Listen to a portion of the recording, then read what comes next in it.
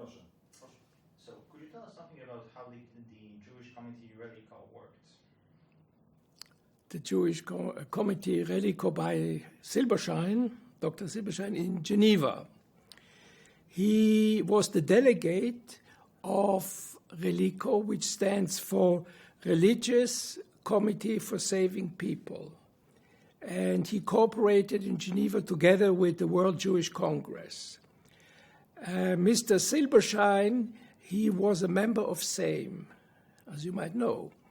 And he came for the Zionist Congress, World Zionist Congress in Geneva during August as a delegate from the non-Orthodox Jewry in Poland to represent them.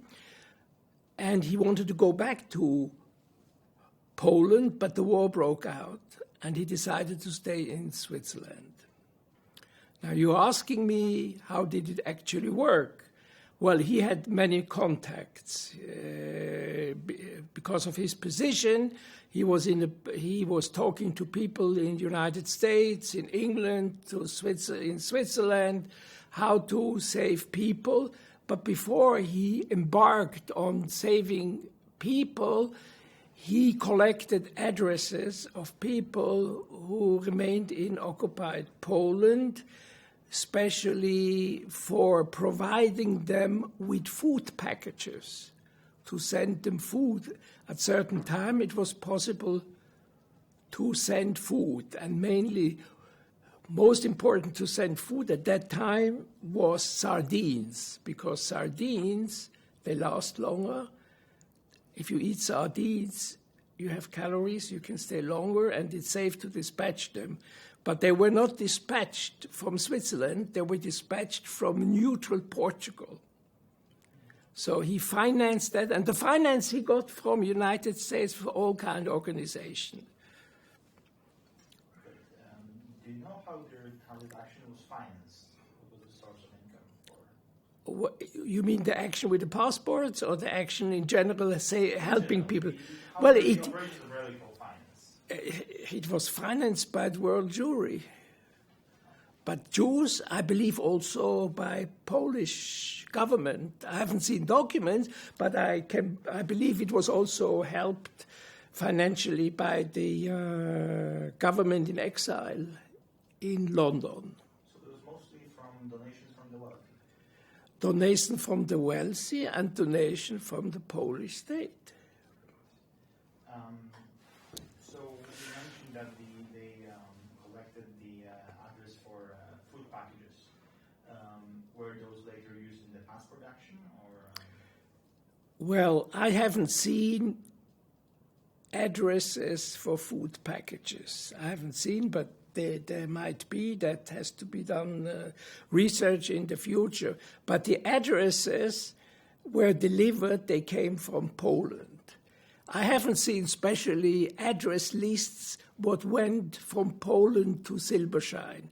I have seen the address lists which were sent from Poland, mainly Warsaw Ghetto, but also from Lodz Ghetto to Chaim Eis, Rebbe Chaim Eis in Zurich. And these are lists, and they are up, I saw 4,000 or 5,000 names with addresses.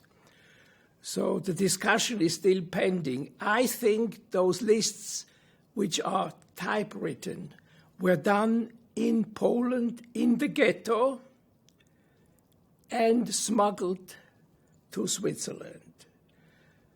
Others say, like Ambassador Kumoch believes, they were written with a typewriter in the office of Mr. Eis. I personally don't believe it, that he had the time to write such lists. So I believe the lists really came from Poland. But at this point of time, I'm not 100% sure. Do you have an idea were there maybe any organizations involved in compiling those lists? Yes, I would say that the lists were obviously made in the ghetto Warsaw. And, you also had to make it in secret. So I think it has, look, I just can guess, I'm not sure, that it has to do with Ringelblume, with the Oneg Shabbat, the Ringelblume, and we have to talk to the people or the Ringelblume who keep the Ringelblume archive, whether they can pinpoint something. Could you expand on that? Who was that? You know Ringelblume? Oh, but camera doesn't know. Yeah, you mean the Ringelblume archive? These were these metal boxes, which were Mr. Emanuel Ringelblume. He was a historian Jewish historian who lived in Warsaw. Even before the war, he was there. And when he came to the ghetto, he kept daily diaries and documents what is happening in the ghetto. He wrote it down. These are in a museum. How were they found? When the ghetto was to be liquidated, they put those documents in milk cans, big milk cans where you store 100 liters, and they buried them underground for people to find after the war is over. And they were found. I mean, it's public knowledge in Poland. But there were 6 or 7, but only 5 were found. So 2 are still missing, somewhere underground. So we have to try to find out, the historians or Auschwitz Museum who going to keep the archive of Chaim Eis, how it went actually, how the lists were prepared. Okay, do you suppose maybe there was some involvement from Judenrats or Aguda? Yeah, well, Ringelblume, I think, also cooperated one way or the other with Judenrat, with Chernyakov's office. And look, it's possible that Chernyakov also knew about it. Look, this is not detected yet. I think it could not be that such lists were made without knowledge of other people. So it's possible Judenrat and Agudas or the Zionist organization helped to make those lists. Okay. So you mentioned that you think those lists were prepared in Polish ghettos, right? Yes. Do you have an idea how they might be smuggled out of Poland to Switzerland? Well, the idea, I don't have profound knowledge, or I haven't read anything about a person who was involved in smuggling, but I believe that the lists were smuggled out by bribing the German Nazis, either SS or Gestapo. And they smuggled them out, and they smuggled them to Switzerland. It could also be that the nuncio, the apostolic nuncio in Warsaw was involved, because the apostolic nuncio in Switzerland, in Bern at the time, his name was Bernardini. He was actively helping with the whole operation of passports. And he was a close friend with the Polish attaché, consul, Dr. Julius Kuhl. And they had contact. So, but really to say who bribed them, who they came out. Okay. Do you know anything more about the involvement of Nuncio in the whole passport action? Well, the nuncio intervened with the Vatican, with the Secretary of State, and probably with the Pope, so that they take influence with Latin American countries, like, for instance, Honduras and Paraguay, to recognize those passports, that they know that such passports have been issued by the honorary consul of Paraguay. So he played behind the curtains, but he did a lot of good job. Good job. was some noise, and we'll have to. Yes, I heard. What was the? It sounds like Yeah, repeat where it was. and the entire thing about the involvement Of the nuncio. Yes, exactly. About what I said about the nuncio in Warsaw. Yeah, that's good. That's Tak? Nie? Teraz. Poczekaj.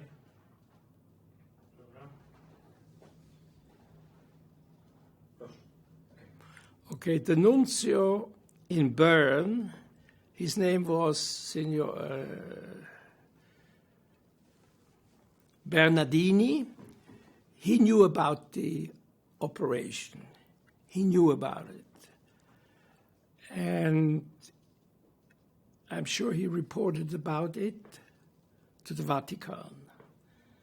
Details exactly what he reported, they must be in the archives of the Vatican. I'm not sure whether those archives are already opened. You know, the Vatican keeps them secret for a long time, but I think somebody has to go to the archives and try to get them released by the Pope Francis to look at it. But he was in good contact with Kühl and with Lados, Alexander Lados, who was the envoy of Poland. And what I know, he tried, I think somehow successfully, to intervene with South American countries, like especially Paraguay, that those governments recognize the passports not as being falsified, because they were not actually fake. They were passports which a honorary consul signed, and he was officially appointed as a consul, but everybody knew they were fake, and the Germans knew it too, that Paraguay would recognize those passports who had been issued. So in some cases, they were recognized and people were saved by that. But that happened only in the latter part of the war, I think in about 44. Do you know anything more about how those countries were influenced by the Pope or the Church? Well, they were also influenced by the Polish government in exile. That means I have seen Polish documents, which now, the last 2 weeks, are available officially. Our ambassador, Mr. Kumar, can show it to you when you go to Bern tomorrow, that there was one big cable from foreign minister of the government of Poland in exile. His name was Mr. Romer, R-O-M-E-R, which were addressed to several embassies of Poland in Washington, in London, in Chile, etc., that they should go to the respective governments and put lobbying on them and influence them to recognize those passports to save Jews. It's a very important document. So when you go to Bern, whenever you go, you ask the first secretary, Jerzy Uszynski. He has that. He found it actually in Warsaw in an archive. Great. So going back to the passport action, we're talking about how the lists were transported to Switzerland. Do you know anything about how the passports themselves were transported back to Poland? I have seen documents, and there are documents in the ICE archive and otherwise, where the honorary consul of Paraguay, Mr. Hügli, he wrote to family XXX, address Warsaw. Interesting enough, the address was Mr. Such and Such, care of Schulze Company in Warsaw, ghetto address. If you look up Schulze Company, this was the company, was the front for the Germans as factories where Jews in the ghetto had to do forced labor. So you actually couldn't send a letter or a document from abroad directly to the home in the ghetto of those people. That was probably not known, or they were changing, but it was addressed. So I have seen a letter whereby it is stated, dear Miss, in German, in Deutsch, sehr geehrter Herr sowieso, aufgrund des Einflusses Ihrer Verwandten teile ich Ihnen mit, dass Sie die Staatsbürgerschaft von Paraguay erhalten haben. Bitte senden Sie uns so bald wie möglich Ihre Fotografien. That means with this letter they had an official document to show to Germans, hey, I have a citizenship. I will get a passport, but I had to send pictures.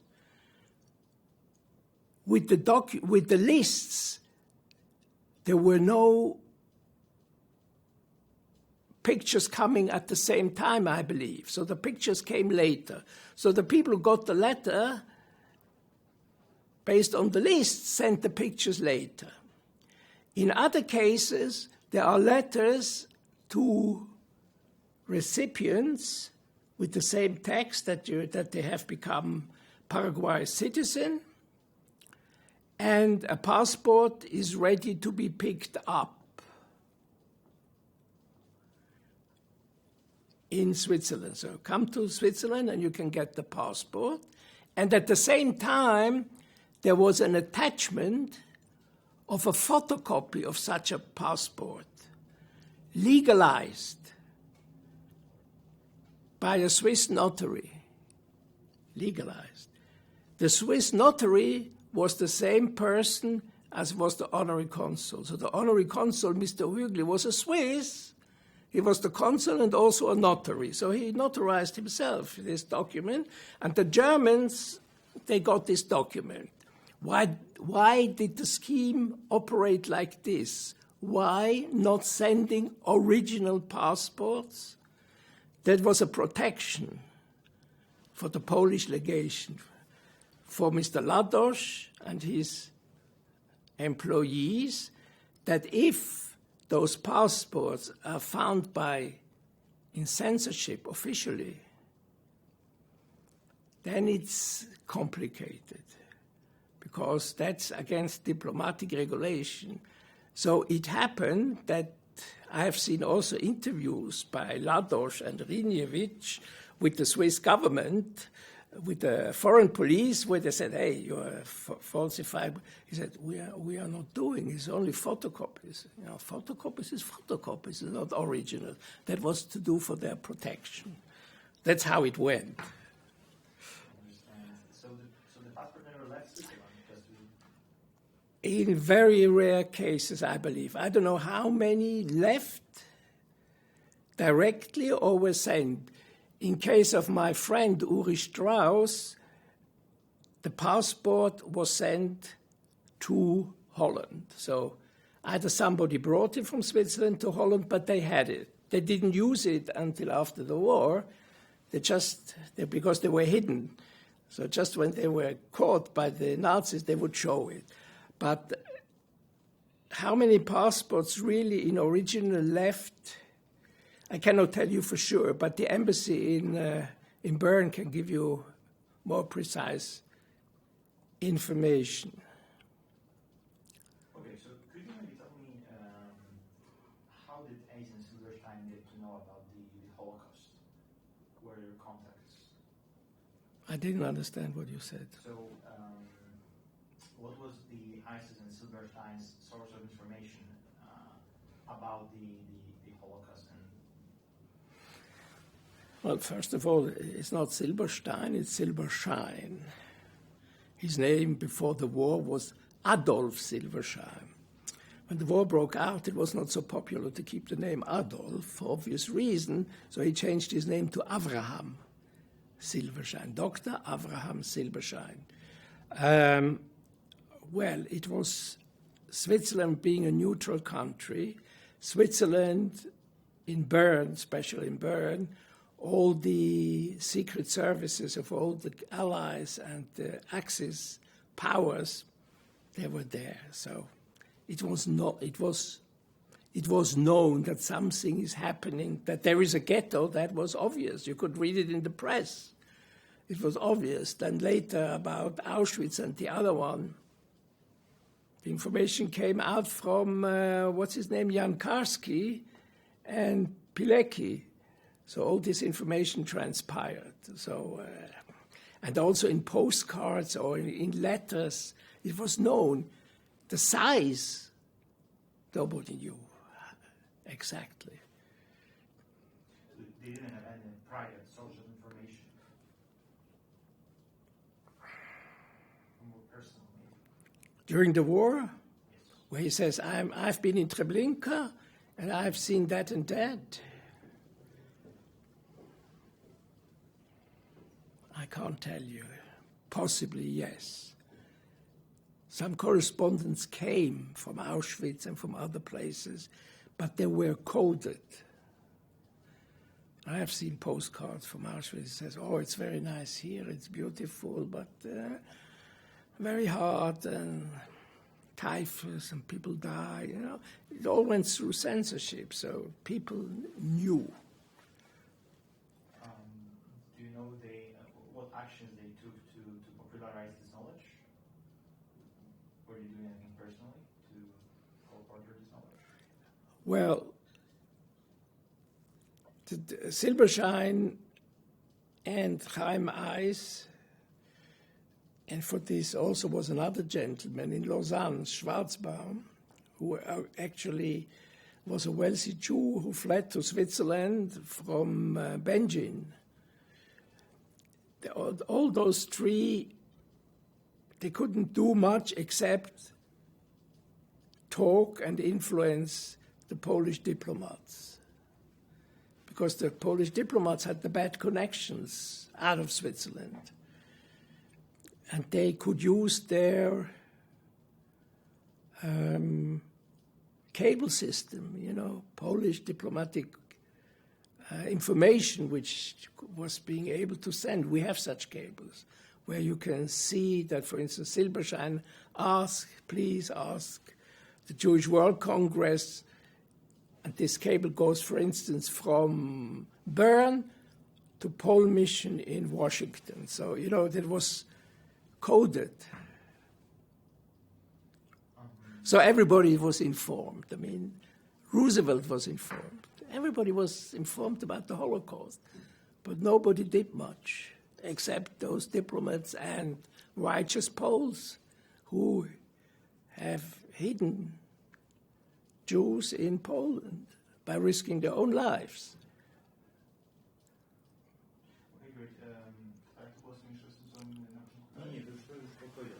Słuchajcie, czy Niemcy, a jeśli tak, wybierali wpływ na Szwajcarię? Jak się zakładali Szwajcarii? So you said that the passports were going to Poland through official means. Do you know of any how the scans of passports were sent back to Poland? So Germans knew about the action. Do you know of any pressure they tried to inflict on Swiss government to stop it?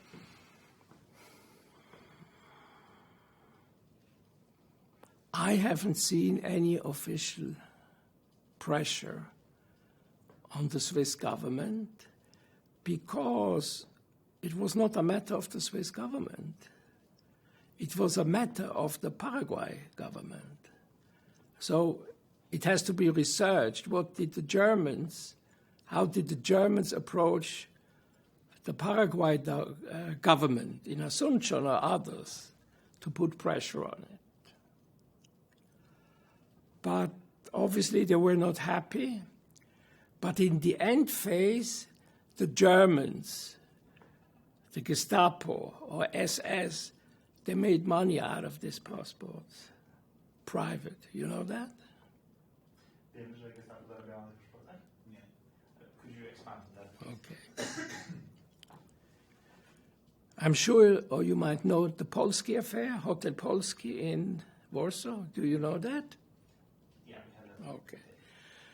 So passports were also eventually sent through bribing officials from Switzerland to Warsaw. But when they arrived in Warsaw, they were confiscated by the Gestapo or by the SS or by the German authorities, because the recipients of those passports, they were already deported and murdered in Treblinka. So they have lots of passports, obviously. So what are they going to do with those passports? What did they do? They changed the pictures of those passports. And there starts the Polski affair. There were wealthy Jews who were able to escape from the ghetto to the Aryan side in Warsaw, and they were hiding. But the Gestapo wanted to catch them. So they said, listen, we have South American passports. You can get them in the Hotel Polski. You have to pay money. So those people who had the money, not all, innocent, not thinking something like that, they went to the whole Polski passport. They get from the Germans the South American passports, and a day later or 2 days later, the same days, they take them, say, yeah, you're going to be transferred to Pawiak prison, and then you go to Vittel, or you go to a German interned camp, but you will not be deported to Auschwitz or Treblinka. Okay, when the people were taken out, they were shot.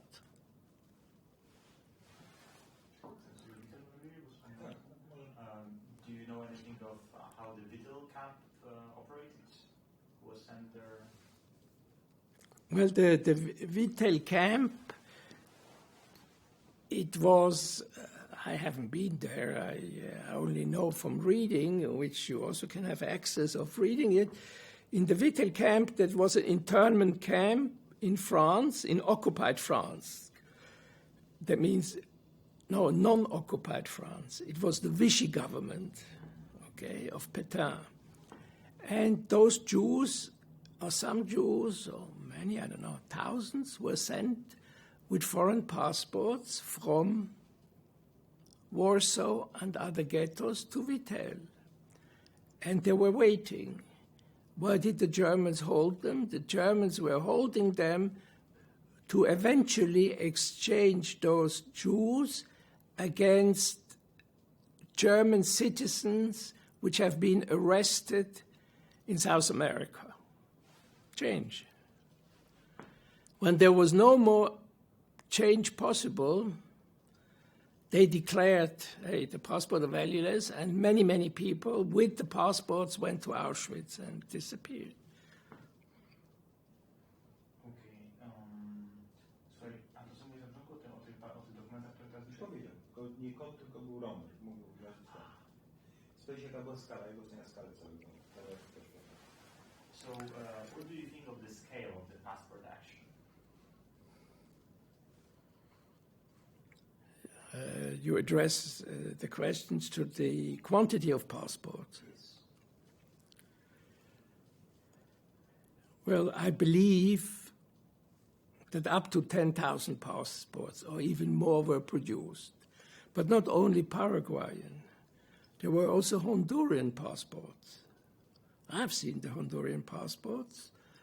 And there were Paraguayan, we have Honduran, we have Bolivian, we have Peruvian passports, Dominican Republic passports.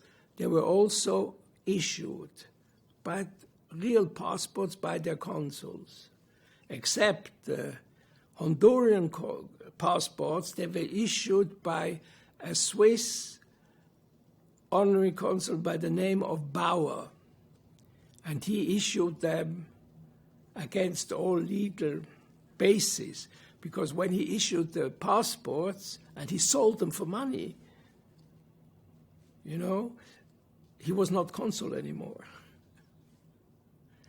So Paraguayan, there's a couple of thousands, and we have, that means the embassy has names of survivors, I think up to 1,000, which we know. They had passports, and we're finding every day more and more, because they They hear about the story and they write us, they write to the embassy, here I am, I'm also, and so forth. It's a lot of work collecting all the information. Tak. Jaką rolę odegrał fakt złamania cenzury amerykańskiej wojennej przez grupę berneńską przekazując informacje o Żydach, czyli Żydami do instytucji amerykańskich? No, z Berna wysyłano telegramy, łamiąc szyfry do Nowego Jorku, do Starkacza. A Starkacz powiadamiał środowiska żydowskie. I stąd był marsz rabinów, czy odegrało jakąś rolę w nacisku na rządy amerykańskie.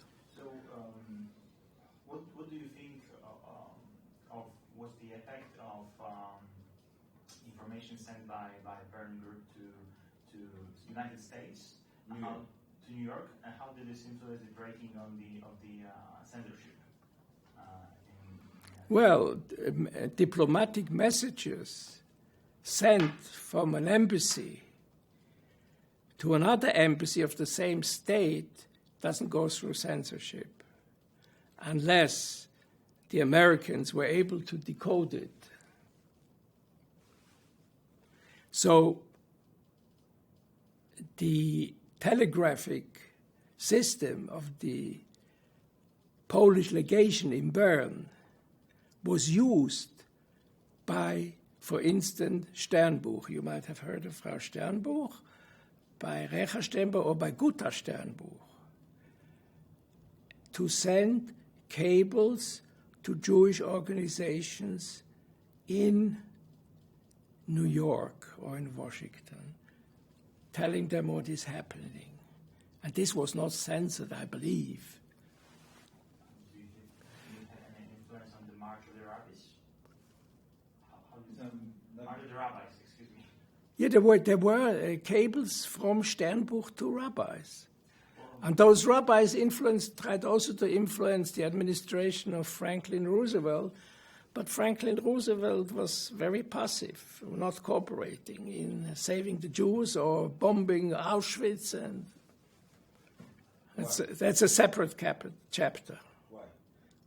Why was he so passive? Why was he so passive? That's a very good question. I have my own opinion. My family had their own opinion. I think he was anti-Semitic, and he was not interested to have all the Jews coming to America. He was not interested to have millions of Jews coming to America. He was not interested. He didn't say, I want to have them killed. First of all, he didn't believe they were killed. He always thought that the stories which come from Karski and from Pilecki and from the Polish government in exile is massively exaggerated. So it didn't help. For him, it would be easy to help. But he didn't. That's a fact. Dokąd, czy mógł przedstawić taką mapę, dokąd ludzie posługując się paszportami Żydzi, dokąd pojechali? Gdzie ich teraz możemy znaleźć, tego ocalonych? Do you know anything of the destinations of the survivors, like where they ended up using the passport obtained? Well, some of the survivors, they came to Israel, to Palestine, or they were in DP, displaced person camps after the war in Germany, or they went to United States, to England. I don't think many went back to Poland, but there are some people who went back to Poland. Czy do Ameryki Południowej? Czy mógł powiedzieć, czy ktoś dotarł do Ameryki Południowej? How many of those actually fulfilled on their new citizenship and went to Latin America, to South America? No, I would say basically none. Could you say that in full sentence? Yeah. Sorry. Well, those people who got the Paraguayan, the South American passports, they knew that those passports were given as a favor. And the condition made between the Poles in the embassy in Bern, in the legation, and the consuls was that they will never claim to get immigration permits to go to South America or to Paraguay. However, I understand there are one or two families who are now in Paraguay. I haven't had the time to study, but I understand there's a family very wealthy, which originates from Poland, and they live in Paraguay. But I don't know whether they came with the fake passports or they came to Paraguay otherwise. That has to be researched. Na początku Pan wspomniał o tym, że o podstawie rządu migracyjnego w Londynie, ale czy mógłby jeszcze taką osobną kwestię powiedzieć, jak sikorski rząd migracyjny zachowywał się w kwestii ratowania i pomocy Żydom? Rządu polskiego... Na uchodźstwie w Londynie. Aha, Sikorski.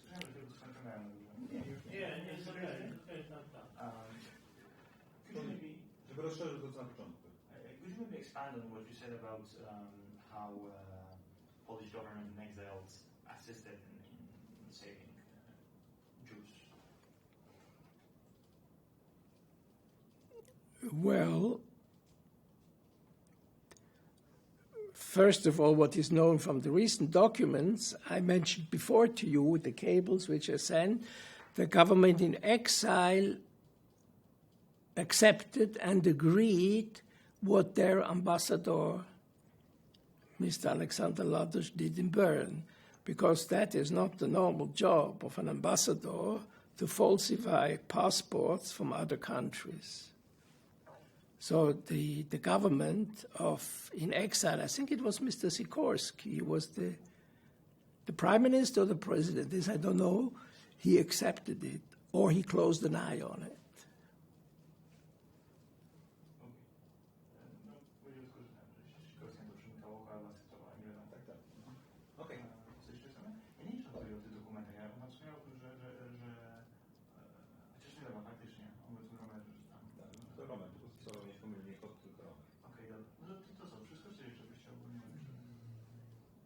Możemy zrobić 5 minut przerwy na podsumowanie.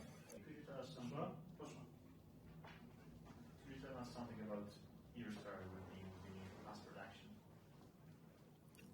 Well, I have to start with who I am. I'm Markus Blechner. As you might know, I'm the honorary consul of Poland in Zurich since 2012. And I was born in Switzerland as the child of Polish refugees coming from Germany, actually from Munich. My parents were Polish citizens all their lives. My father was born in Poland, in Galicia, in 1909, and my mother was born in Munich, but was a Polish citizen. And my father came with his parents in 1911 to Munich, and they settled. When they came to Munich, they were all Austrian citizens, because Galicia was part of the Austrian Empire. So afterwards, when Austria lost the war, there was a referendum, and the people could decide they want to stay Austrians or they want to become Polish. So most of the Jews reflected to become Polish citizens. So that's why my parents became Polish citizens ever since. My parents fled the Nazis in 1939, just 10 days before the war was out, and they came to Zurich. And they wanted to go to the United States via England, but the war broke out. And then they got stuck here. My father was in a Swiss labor camp. It was not forced labor, but it was a labor camp, you know. The Jews had to go to work and to help the economy because the Swiss men, they were in the army. And after the war, my father stayed in Switzerland. He got a permit that he can stay. And we stayed in Switzerland. I went to school, I went to college, but I was always a Polish citizen. And in 1959, I wanted to become Swiss. So I applied to be naturalized in Switzerland, and I got a Swiss passport in 1959. I went to the army. Most of my life I lived in Switzerland. I was living in the United States, living in Japan, in Hong Kong. I was in international business. And when I got a bit older, I started to look at our history, and I found a lot of documents about my family from Poland, what happened during the war. And my family, we made a exhibition of what we found from archives in Munich in the Jewish Museum. And we have a book about our family. And then I started to find the passports, which you have seen before. And I was interested about other cases of the Polish history. I made a lot of contact with the Polish embassy, with the ambassador there and so forth, and they gave me back Polish citizenship in 2003. When I had that, I found contact with Family ICE in Zurich, who is from the ICE archive, and they showed me certain documents, some passports, etc. And I was quite interested in all of this and said, hey, we have to research more. But I have limited access, and he didn't give me many things. I saw once a passport. I don't know who signed it or whose handwriting was. I talked to ambassadors before Mr. Kumor, predecessors of Mr. Kumor, and say, let's do something together. Help me that we research, and there it must be a big story. They were not so interested. Okay, they didn't help me. When Jacob Kumor became, yeah. Maybe just straighten up a little in the chart because you're getting a lot of shots. Straighten myself? You mean I'm getting sleepy? I'm sure that you were just getting a little bit off shots. Okay, so zurückdrehen. Wie ich was sage? Jacob Kumor was the first ambassador who was interested in the story. At first, he did not believe me, but he asked, hey, bring me more proof. I need more information. Can you get me, sir? I delivered him more. Then he said, oh, I support you. We have to bring this to the knowledge because it's not known in Poland. So we decided that we go to Israel. That was in July of last year, in 2017, to go and see the archive with the family ICE in Jerusalem. I went there with Joanna Kumor, the wife of ambassador, and two journalists from Warsaw. One is Mr. Potocki, you know Michal Potocki? Yeah. And the other one was Paniewicz. And we went, all the four of us, to look at the archive. And we were flabbergasted what we saw. We saw so many interesting stories, and we started to think, first, not to buy it, but maybe to write a book. And the family Hertz wanted the book, and we started, converse. And then in November, some experts came from the Polin Museum, an expert to Jerusalem, to look at the archive to see whether it's real or it's not fake, It's a real. And they said, yeah, we should actually get it. How can we get it? And we tried. I mean, the ambassador and the consul tried to buy it, but no success. So they asked me in March or April of this year, 2018, whether I could use my influence, being a Jew with other Jews, to find a way how we could get hold of the archive, how we can buy it. And we were able to acquire it through the help of the Minister of Culture, Professor Glinski, right?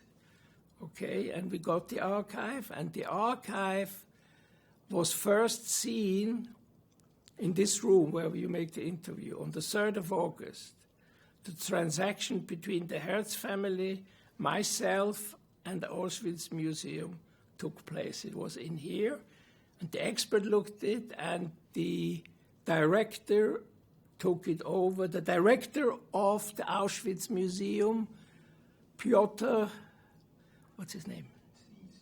Piotr Siwiński, he signed the contract with me, and he looked at it, and from there on, it's in the possession of the Museum Auschwitz. And from here, on the 3rd of August, it went to Bern, and it is now exhibited in Rapperswil today. I believe it's being shown tomorrow in Lucerne at the ceremony, and thereafter it goes for other exhibitions in other places in Switzerland, and towards the end of this year, beginning of next year, it goes to Poland, to Auschwitz Museum. Na koniec jedno pytanie. Czy ktoś poza grupą berneńską pomagał czynnie Żydom uratować się z Holokaustu? So, do you know of Jak w kontekście jakby tych działań ocenia inne Europy, zachowania Europy? So, apart from the Bern group, do you know of any other activity to save Jews during the Second World War? And what's your opinion about that?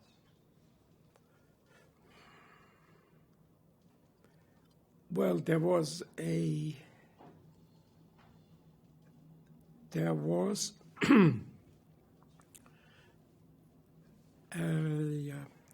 Salvadorian consulate in Geneva, which was headed by Consul Barreto. I think it Salvadorian or Peruvian? And I'm not sure, really. I didn't prepare myself on that one, but it's either or. And in this consulate, there was a Jewish consul. His name was Mantello. Mantello was a Romanian Jew who fled from Romania to Switzerland. And he got a job. Like Julius Kühl got a job with the Poles, he got a job with the Peruvian or Salvadorian. And he changed his name Mantello. And he also provided passports, but in a much smaller number, mainly cooperating with Silberschein. I don't think there was any connection directly or indirectly between the Bernese group and those consulates in Geneva. I'm not sure about that.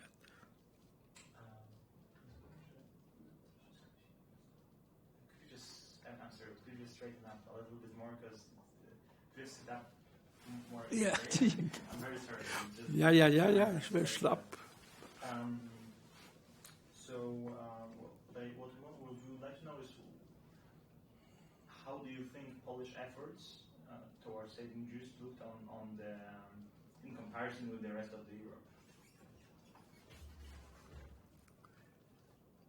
Well, in hindsight of today, who helped the Jews in the Second World War? There were not many countries. We have Denmark, they saved the Jews. We have some Italy, who also saved the Jews. Some the Vatican, small, but Vatican. And also the Swiss helped. They let Jews in. But at the same time, they refused many Jews, including my grandparents, who disappeared in the Holocaust. But the Poles helped the most. I mean, the Polish state couldn't do more. First of all, the Polish state didn't have a territory. It was occupied. So the diplomats and the Polish government in exile, they did what they could. Okay, what do you think was the opinion of other countries about the passport action? Other countries of Europe or of the world? Today? No, back then, during... I have no idea. I think they didn't know about it. I don't think it was... Nobody had an interest to publicize it. It had to be done in secret. And nobody talked about Bernese Group. That was an invention which we made, Mr. Kumach and myself. We call it Bernese Group. So did you know anything about the factory of false passports in Holland? In Holland? Yes, apparently there was a factory of falsified passports. Do you know? Paraguayan passports? Yes. Yeah, Paraguayan. I don't know any about this. I don't know anything about it, but I know that Consul Hügli of Paraguay, he didn't have enough blank passports, and he printed new passports at the factory, at the Swiss printer in Bern. That's known. Słuchaj, już tam powiedział, że dużo Austriaków, jak tam jak musieli prosić, żeby mieli polskie obywatelstwa, nie? Nie, to coś jeszcze byś chciał? Nie, to wszystko. You have to ask. Czy mam jakiś komentarz? Tak, ewentualnie. Coś się odbywa. You have to ask Jakub. Maybe he knows about it. Nie zapytaliśmy się absolutnie. I mean, there were in Holland underground who falsified documents. They made Aryan documents, a document that. Whether they made also Paraguayan or South American passports, I'm not sure about that. Czy Szwajcarzy wspierali tą akcję paszportową, czy nie?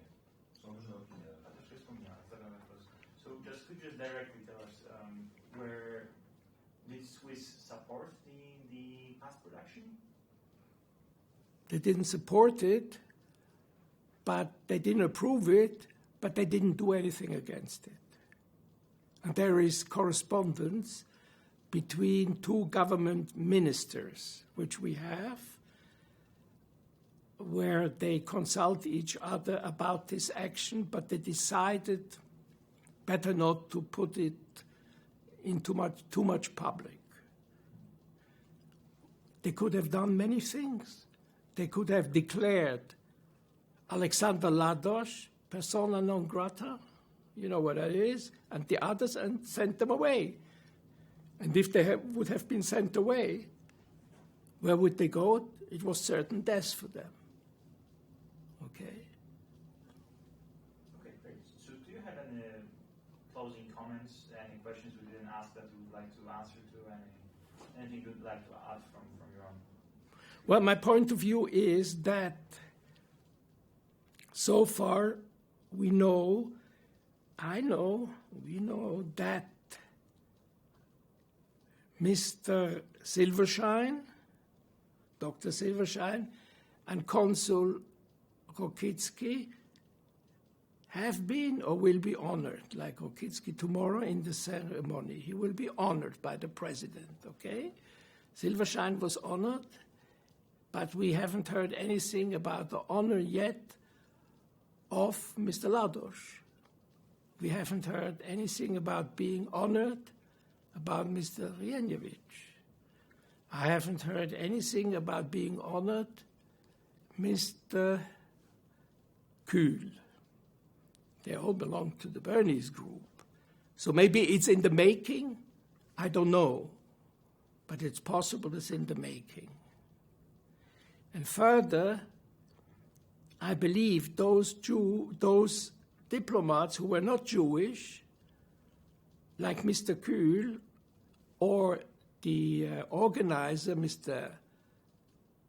Eis, they should also be honored, apart from being honored in Poland, they should be honored in Israel by Yad Vashem as righteous among the nations, including Mr. Lados. I have filed the motion. I have brought some supporting documents, testimonies, and we will bring more. And Israel, I think, should also honor them. But so far it didn't happen, and I hope it will happen soon for the good relations to come back, to be reestablished by Israel, the Jews, and the Poles. That's my closing remark. Okay, so thank you very much. You need some more? No. No. I mean,